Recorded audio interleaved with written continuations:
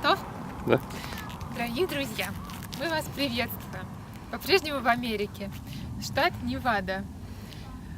Мы находимся сейчас в так называемой Death Valley, то есть долине смерти. Когда-то, несколько миллионов лет назад, здесь было море.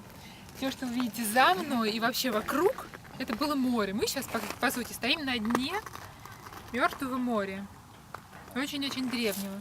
И представьте себе, вот мы сейчас здесь стоим и дышим воздухом, а раньше здесь плавали рыбы.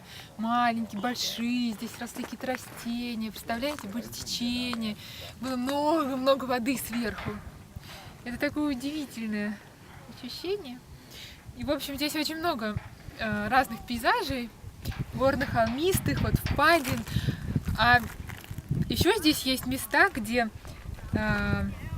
застыло морское дно таким образом, что там образовались трещины, и очень-очень красиво мы сейчас доедем. Вообще здесь есть песчаные дюны, вообще очень уникальное место.